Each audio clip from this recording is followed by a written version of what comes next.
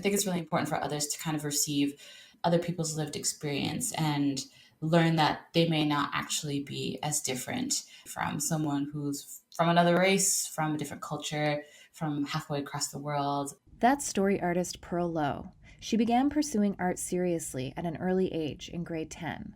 Today, she primarily works in animation in kids' television and film. Her practice is rooted in joy, self acceptance, culture, and race.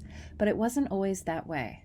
I just felt like I wasn't creating anything that was resonating with me that strongly. I started to notice that even in my own personal artwork, I didn't really draw Black people, and I thought that was really strange. It was also at a time where I was examining my personal identity and my cultural identity. So I started being a little bit more active on Twitter and just connecting with folks in the comics industry and the animation industry outside of Vancouver. And the demographic is different outside of Vancouver. And all those things were kind of woven into how my artistic practice shifted. Today, Pearl makes art she is passionate about that reflects her own truth and experience back into the world.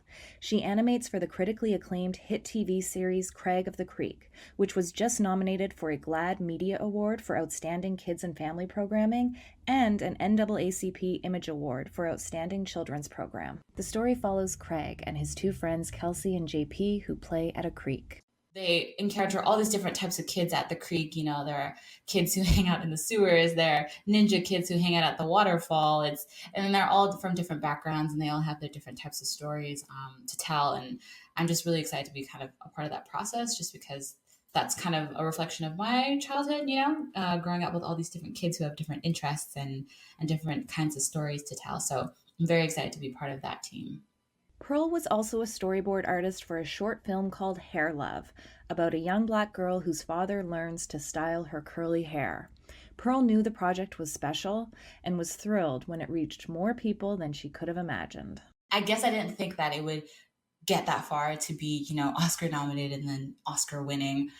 But at the time working on it, I was just like, this is the most cool, like the coolest project that I've worked on with the most amount of Black creatives that I've ever worked with personally. And the story is something that's so close to my personal experience. Like I felt very seen when I worked on the film. Pearl is looking forward to more projects that celebrate what's possible when it comes to joy and self acceptance, including artwork for her just announced first graphic novel for kids, Vampires Don't Wear Polka Dots. For Pearl, the future is bright.